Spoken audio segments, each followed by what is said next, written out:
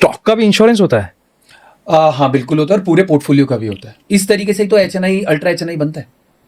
ये नहीं पता, इसको सर समझाओ सर। इंश्योरेंस का मतलब क्या, वैसे क्या हो जाएगा इंश्योरेंस मतलब? भाई इंश्योरेंस का मतलब तो ये होता है ना, जो गाड़ी है, गाड़ी ठुक जाए कहीं तो पैसे तब मिलते हैं। Correct. व्यक्ति है, उसको कोई हॉस्पिटलाइज होना पड़ेगा तो उसको पैसा मिलता है कि Correct. भैया तेरा खर्चा हम भर देते हैं। Absolutely. तो इसका इंश्योरेंस से क्या लेना देना भाई है? जब आपने कहा कि गाड़ी ठुक गई, हम्म, इसी तरीके से जब मार्केट में करेक्शन आएगा तो आपके पोर्टफोलियो पे डेंट आएगा ना। बिल्कुल आएगा। आपका मान के चलो 50 करोड़ का किसी का पोर्टफोलियो है, ठीक है। और 2008 की तरह 65% करेक्शन आ जाए, तो दोस्त वो 50 करोड़ का पोर्टफोलियो ऑलमोस्ट 15-17 करोड़ रह जाएगा। ठीक है। राउंड फिगर ले लेते हैं, 15 करोड़ रह गया, ठीक है। 35 करोड़ का लॉस हो रहा है। अब ये नॉर्मल बंदा तो हिल जाएगा।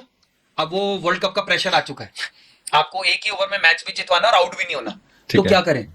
जब आपने अगर इंश्योरेंस कर रखा है, उस मेजर करेक्शन के अंदर जो 35 करोड़ का इस वक्त नोशनल लॉस हो रहा है या लॉस हो रहा है, अगर आपके पास इंश्योरेंस है तो मैं मान के चलता हूँ आपको करीब 30 करोड़ रुपए वापस आ जाएगा इंश्योरेंस कंपनी से।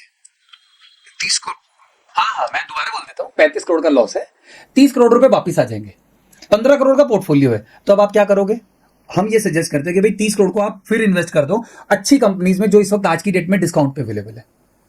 एडवांटेज, 30 करोड़ के शेयर खरीद लिए, 15 करोड़ के पहले थे, 45 करोड़ आपका पूरा करेक्शन में भी आप, कोई दिक्कत नहीं, क्योंकि 10% का करेक्शन है, कोई दिक्कत नहीं है। अब क्या होगा, यहां से 2010 के बाद मार्केट 10 गुना हो गया, 2020 की करेक्शन के बाद मार्केट 4 गुना हो गया, तो ये 45 करोड़ का पोर्टफोलियो अगर 4 गुना होता है तो करीब पहुंच गया। 180 करोड़ रुपए हैं, आप अल्ट्रा HNI बन चुके।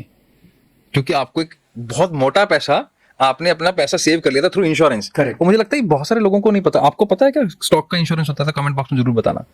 देखिए वही जैसे मैंने बोला था ना कि भाई अल्ट्रा HNI हर कंडीशन के लिए तैयार है। अब यहां पे वो पैनिक बटन आ गया, लोग सेलिंग कर रहे हैं, सेलिंग कर रहे हैं, सुपर सेलिंग कर रहे हैं, मगर उस करेक्शन में कोई खरीद भी तो रहा है। आप एक बात देखिए, जब तक बायर सेलर दोनों नहीं होंगे, जब तक ट्रेड हो ही नहीं सकता। तो किसी ने ये सोचा अगर इतने पैनिक में मैं बेच रहा हूं तो भाई कोई तो है इतनी बड़ी सप्लाई को खरीद रहा है, तो वो बंदा जो है वो नॉलेज बेस्ड डिसीजन ले रहा है, आंख बंद करके नहीं ले रहा। वाओ।